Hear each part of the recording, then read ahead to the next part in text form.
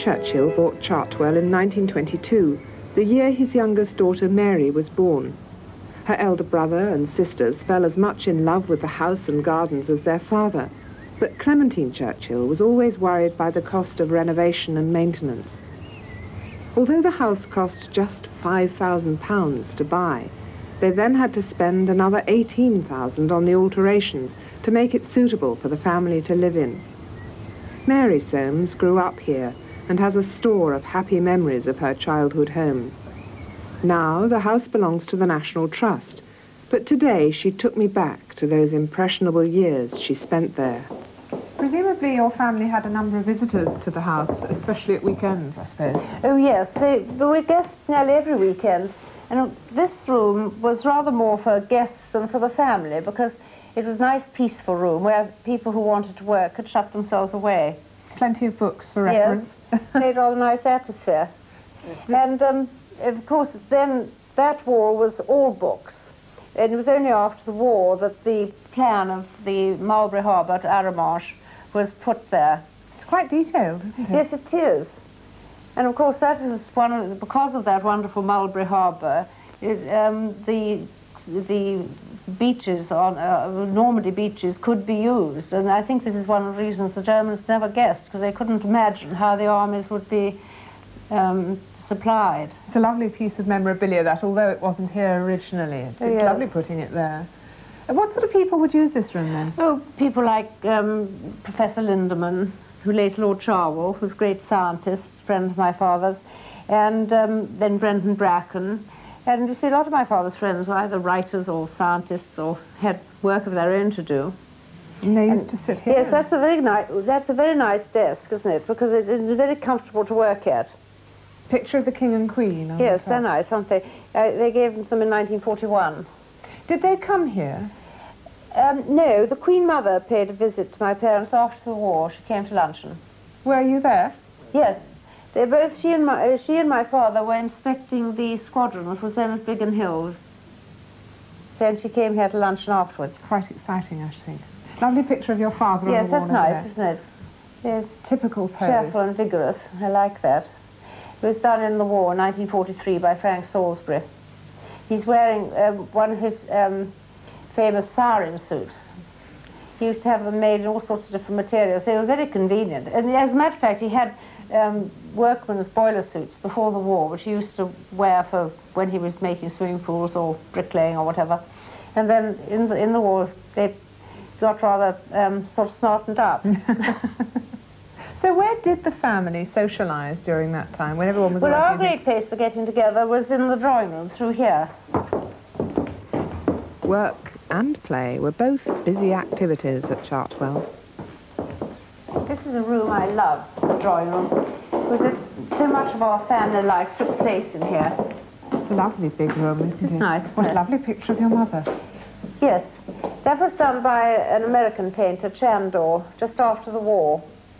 And it has all sorts of details, which I love to remember. Her jewellery, her lovely engagement ring. And you notice she's wearing a turban. It was very much a trademark of hers.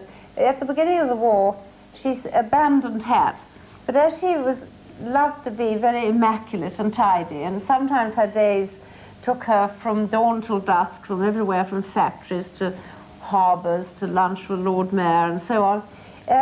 She took to tying her head up in a bandana, rather like the girls of the factories What a did. sensible thing Wasn't to it? do. And she had them made in all sorts of materials. They really looked very pretty. And so, because she was the most immaculate woman, and she stayed really tidy and neat. Of course, she never had the same affection for Chartwell as your father had, did she? No. She always thought that it was going to be too much for them financially.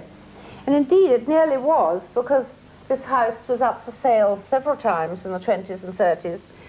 And it was only really after the war, when my father was much better off, that she could begin to relax. But I think she always found it a difficult house to run, and there were always sort of problems. And my father, for him, it was just paradise being here. He loved every minute of it. Well, where did horses come in? Ah, well, of course, my father always loved horses because he was a cavalry officer and a marvellous polo player. But after I married Christopher Soames, he and Christopher got together, and my husband was instrumental in finding this really wonderful horse, Colonist II. Great, big, handsome grey horse. He's painted by Raoul Millet. He won a great number of races for my father, and of course he was the first horse my father had, but after that he got quite a number, had a number in training, and he had a small stud near here and bred some quite well-known horses. Beautiful horse, that, isn't it? And I suppose you all used to congregate here to do all sorts of things. Well, yes, it's a lovely room because, you see, bezique and cards were a great form of entertainment to our family. My father and mother played bezique very well, and so did a number of their friends. Did you?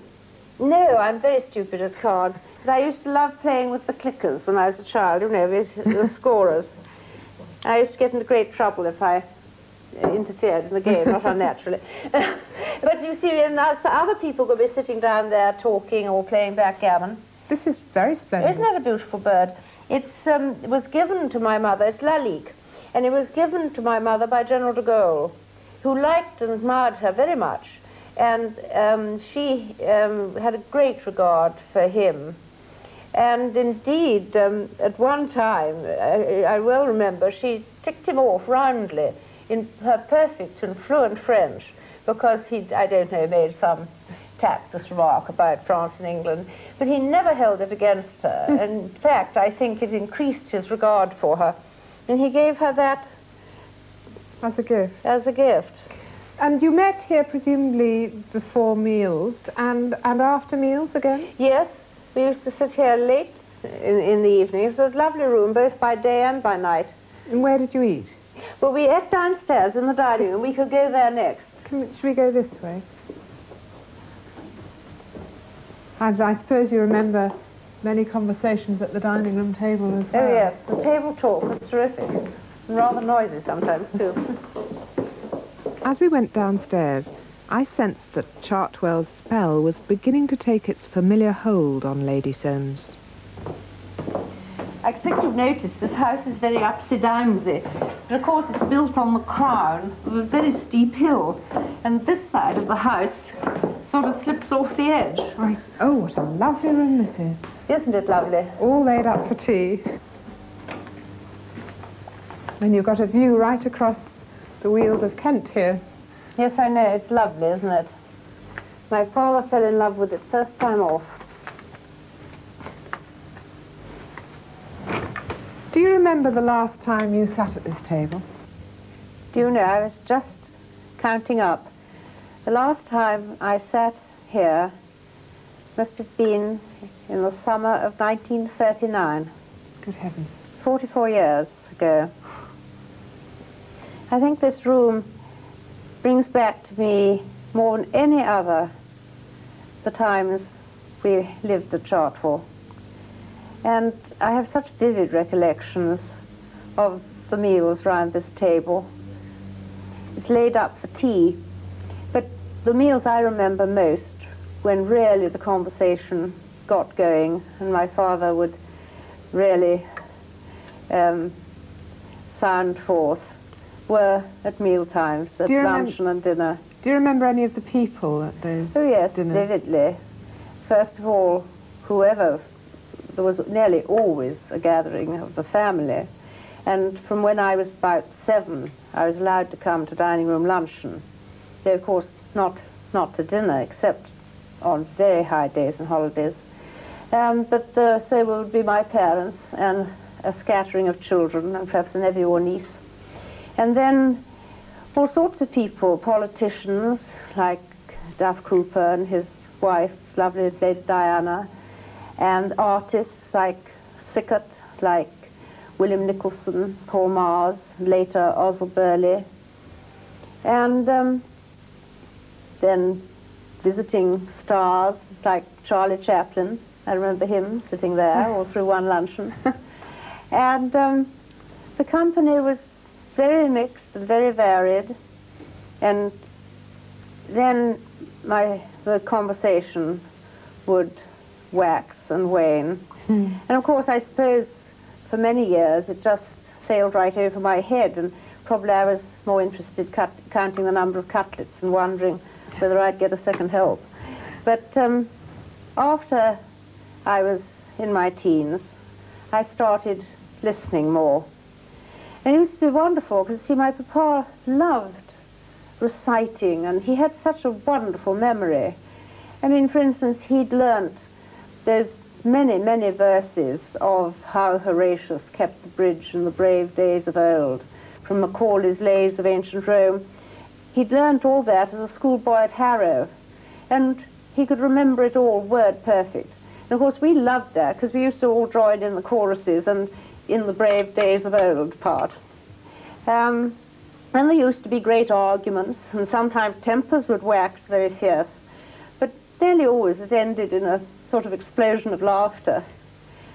But I suppose this dining room has heard many historic utterances, and of course during the 30s round this table were often gathered the few people who really understood with my father what danger our country and all the free world was facing. And as a child, or as a teenager, I began to realize, to feel there was something doom-laden on the horizon. And I particularly remember my father recited one verse.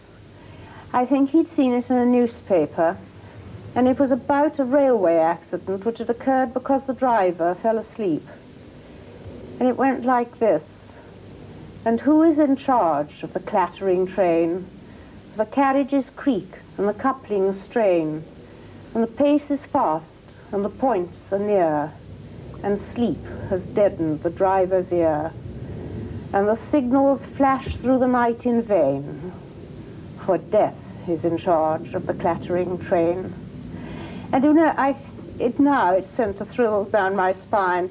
But as a child, I used to sort of grip the arms of my chair, and it brought vividly to one what my father and only too few people really, really saw, which was the approaching danger. So there were just a very, very few people that had the confidence in him and the guts to come down here and just keep him informed. Oh yes, there were the colleagues like Doug Cooper, like Brendan Bracken, like those conservatives and liberals mainly, who really did espouse his cause, that cause. But there were people from all parties, and there were people who I remember, perhaps I can't now put names to them, but serving officers in the forces who knew things, who came to my father at risk of their professional life because they were so aghast by what was going on, and they understood how unprepared this country was. And they would come here, perhaps they would come and see my father privately in his room, but then they'd always come down, you know, and naturally they wouldn't talk at mealtime about what they were telling my father in confidence, but I remember them coming. And I remember one or two Germans coming too.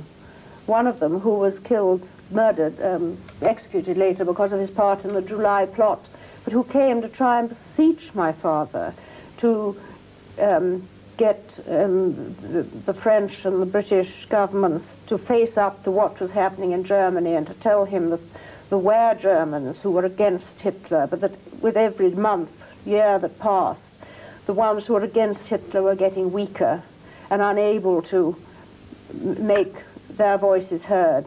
And this was explained to me by my mother, because they came with sort of assumed names, but it made it all, even to me as a teenager, and perhaps not really understanding obviously the full depth of the argument. At the same time, it made it very thrilling and also very dramatic. And I remember it that way. Thank goodness they did come. Indeed. Did your father and mother sit at specific points in the table? Well, I was trying to, yes, my father usually sat there, or there. I think he liked always to look out at that beautiful view. It's rather obscured today, but it is a wonderful view. And my mother would sort of sit anywhere over there where it worked inconveniently for the seating. My father had a habit that she greatly deplored. He used to lean back on his chair like this. Careful. And swing on his chair. And my mother used to get very angry because it made holes in the rush matting. It also was rather dangerous. But one mustn't have the impression that all the luncheons and dinners were full of doom-laden conversation. They were also full of laughter and merriment and singing. My father had a wonderful repertoire of Edwardian music hall songs and Vesta Tilley's songs, and it was wonderful. We used to all join in with those. And then suddenly he'd switch to something wonderful like "Mine eyes have seen the glory of the coming of the Lord," and we'd all sing "Glory, Hallelujah" at the top of our voices. Very noisy meals there were sometimes. And also, yeah, it was wonderful. I remember much merriment, as well as all the serious side of it. Did your mother ever rebuke him in public at dinner? Yes, my mother could sort of boil over like a pan of milk on the stove, suddenly. And I've known her sweep out of this room. And that was very awkward, because we never knew whether to sweep as well. And then it was sad if one hadn't finished one's pudding. But it didn't happen very often. But the other thing is, I think the food was very delicious. My mother was a very good housekeeper. I remember Sunday luncheons in the summer were nearly always the same. It was a lovely egg dish, and then there was roast sirloin of beef, very pink. And then there was a wonderful ice, which was made from blackcurrant leaves.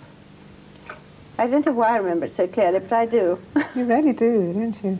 Do you remember the occasion of that last meal here in 1939? No, I don't, because I don't think we knew it was the last meal. It wasn't the last lunch or dinner in Chartwell, in any case. It was just merely that after the war, this room was never used again as a dining room. It became a cinema. And the screen was where we are sitting now. And then the audience used to sit all over there, with my pa in the front row with his poodle on his lap. And it was great fun. And then people used to come in from the farm and the gardens to enjoy the films. And my mother used to find them too long and used to creep out in the middle and go to bed. And I always remember my father used to indicate that he was ready for the film to start. He would say, "Let her roll." Because by that time you were married and your own children, I can imagine them running up the lawn here. Is that a correct image? Oh, yes, because after I married Christopher Soames, we lived for the first 10 years of our married life at the bottom of the hill in the farmhouse. And we lived there for 10 years, and 4 of our 5 children were born down there. And they used, as soon as they found their way, they used to come running up here to be with their grandparents, or to go into the office and play with the paper clips and annoy the secretaries, who were very patient with them. And then when they were going through to swim, the bathing pool, they always, one of them used to be sent up to tell my father, and he would come down to watch them. He loved watching them swim. We'd all have perhaps picnic tea at the swimming pool. Going back to when you were a child and this was a dining room, this table was actually made for this room, wasn't it? Yes, they're rather nice, aren't they? The plain oak tables. They were made by Heels, especially for this room. And then the rush mats, I like the rush mats, they used to be taken outside in the summer and hosed to keep them from becoming too brittle. And you always described yourself as the Chartwell child? Yes, Chartwell was bought the same week I was born. And from when I was very few months old until I was 17 and left for the wars, this was the only home I knew, and a very lovely one too. You don't come back here very often?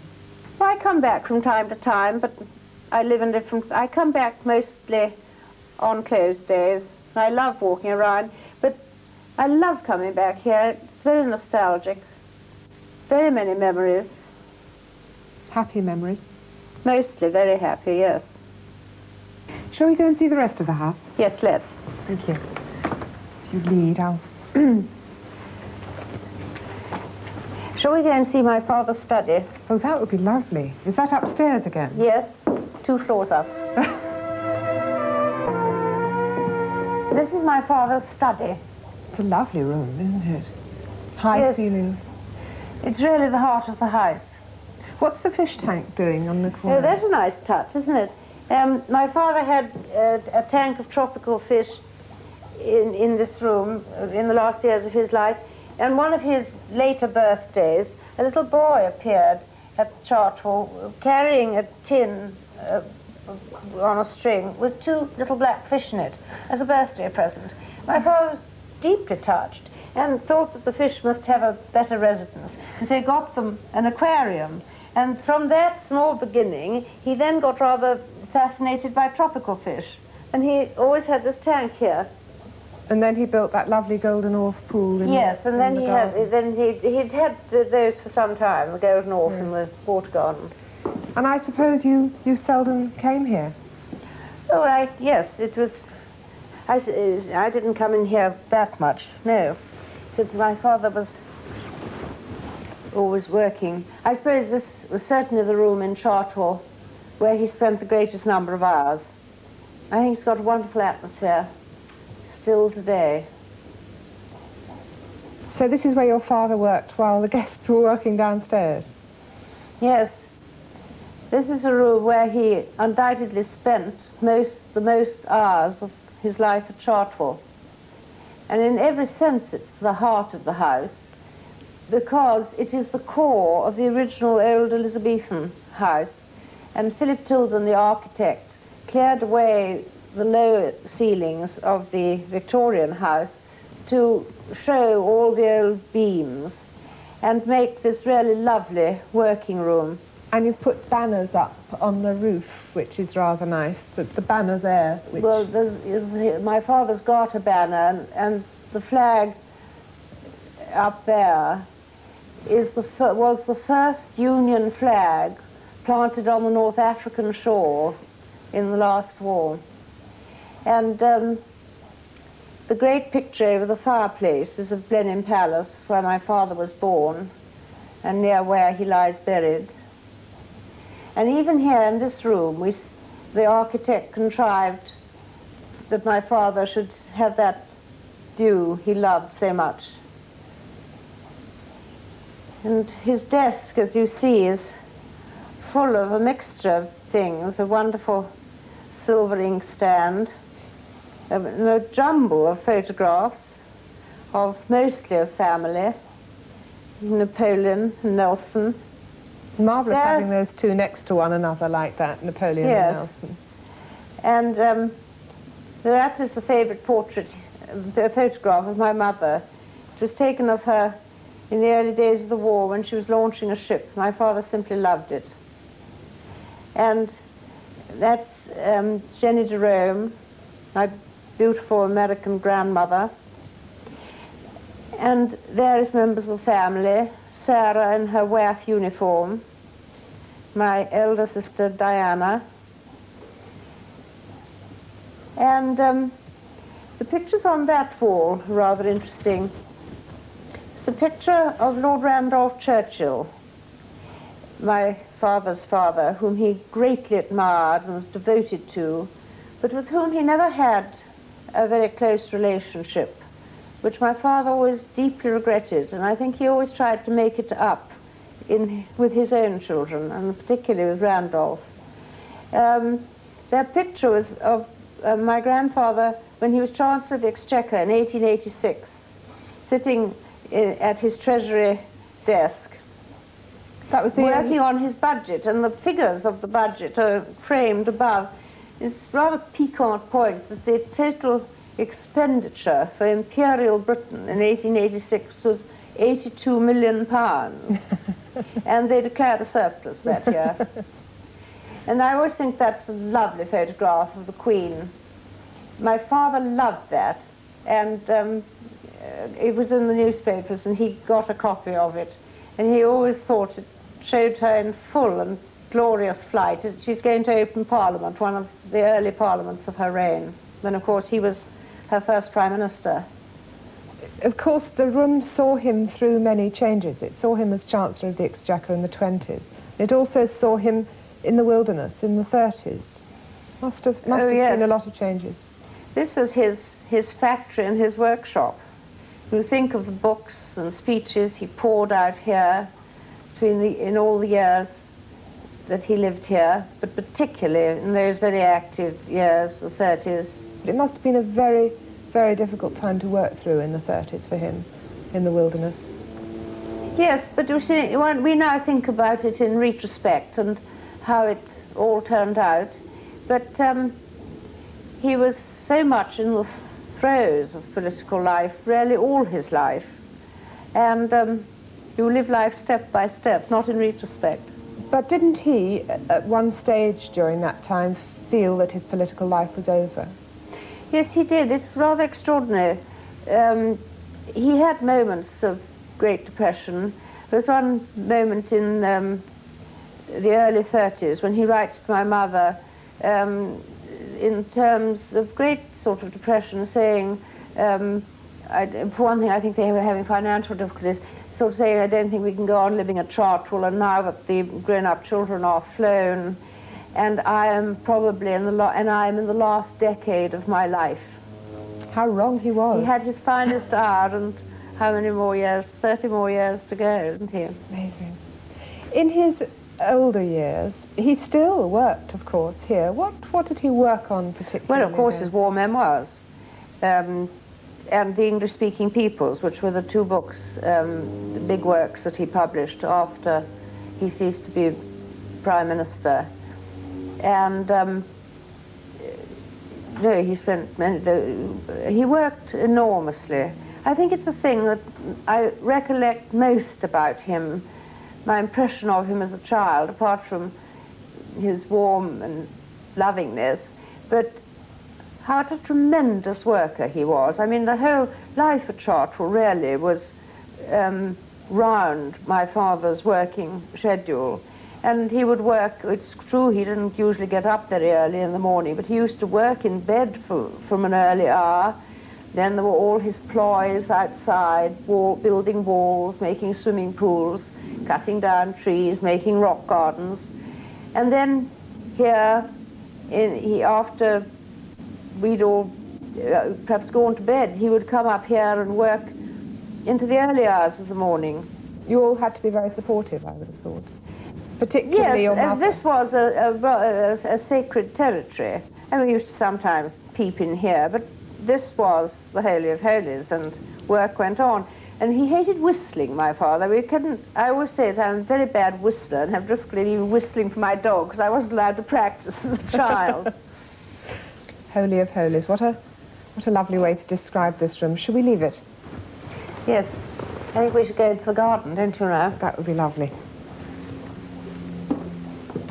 During the war, the risk of German bombing here made it too dangerous for the Prime Minister to do more than just pay a couple of secret visits. But when peace came, he and Clementine returned. For their golden wedding, their children gave them a huge array of golden roses for Chartwell, including the variety named Peace. But if I can gauge it right, their wedding anniversary didn't fall at the right time of year to put roses in. No, their wedding anniversary is September the 12th. And it isn't, as all gardens say, a good planting month for roses. So my brother had the wonderful idea of giving them an illustrated album, which would have in it a portrait of every single one of the rose varieties planted in the border. And he went round and he got many famous painters, I mean, Augustus John and Daintree and all sorts of famous painters, Matthew Smith, to paint a rose for a named rose for the album. These roses were painted by amateur as well as professional painters. The appropriate nature of the gift wasn't lost on the man who once said, "If it weren't for painting, I couldn't live. I couldn't bear the strain of things." As with all his other activities, he wielded his brush with great energy and enthusiasm. Now here we are in the studio, where my father spent many long, happy hours, oblivious of all troubles and all problems, other than problems of colour and perspective. When did he first take up painting? He took it up in the wake of the disaster of the Dardanelles in 1915, when he was very down and out on his luck and absolutely shattered by what had happened, by the loss of life and the miscarrying of this great plan. And he was really lost. And my mother and he had taken a house at near Godalming for the summer called Hoe Farm. And he was down there and he saw one of his nephews painting with his watercolours. And he sort of idly took up the brushes and started and found it great fun. And his sister-in-law, Goonie Churchill, said, "Winston, you really ought to try and paint in oils." And it was in that moment he started to paint, and then Lady Lavery and Sir John Lavery, who were neighbours and friends of theirs in London, gave him lessons. And I think from that moment onward, he never went away, except in wartime, without his paints and brushes. And the muse of painting accompanied him very nearly to the end of the long road. And prolific. There are a lot of paintings here. Well, I know, isn't it amazing? And when you think that all these only represent a very small proportion of all the paintings he painted.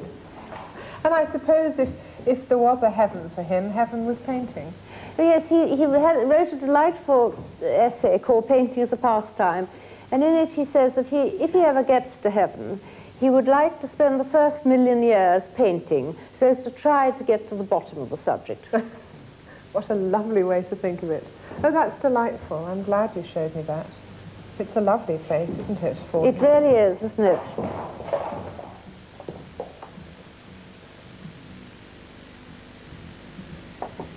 Oh dear, it's raining. What a shame. Never mind, Chartwell's lovely, wet or fine. And we got a brolly, so... That's lovely.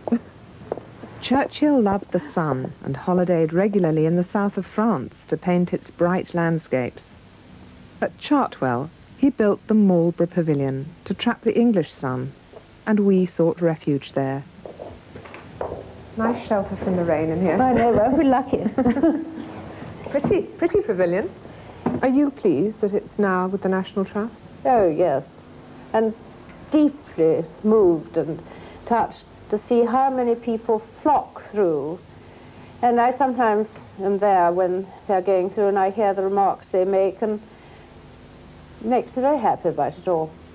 Did your father realise, I wonder, before he died, the great esteem which the whole of the country had for him? Oh, yes, I think so. And it gilded his last years. And the families, presumably? Oh, yes. It was amazing. When he ever was ill in those last years, none of us children could walk down the street without people coming up and saying, "Is he all right? Is he going to be all right?" You know, it was terribly touching. Yes. And of course, in his last illness, you know, you really felt that the whole world was there. And then it was one of the very first state funerals for a commoner, was it not? I think the last state funeral had been the Duke of Wellington's. It was quite extraordinary. I went to the lying in state, actually. It was a very moving occasion for me, because although I didn't quite understand everything that had gone before, I was aware of something magnificent. For the family, you had to share him at that stage. Yes, but I think we were very proud to do so, and I think at that moment we certainly realized the love that and esteem that was really overflowed from people. And I think we realized that he didn't only belong to us. Difficult thing to have to do that. For your mother particularly. Yeah, she understood. And so, finally, Lady Soames took me through the English drizzle to his favourite spot. What sort of memories does this spot evoke for you, Lady Soames? Very peaceful and happy ones. My father used to love to come to this pool and feed his beautiful golden fish. Golden Orf is their real name. And he used to sit in that chair, and in the box at the side were lovely consignments of fresh grubs for the fish, which they loved.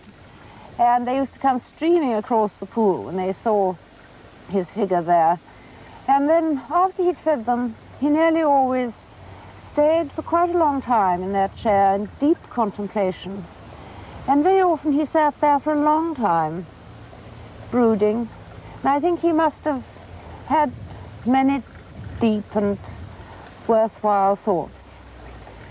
And I must say that all places and bits of Chartwell we've seen today, this for me always evokes most strongly for me the presence and memory of my father.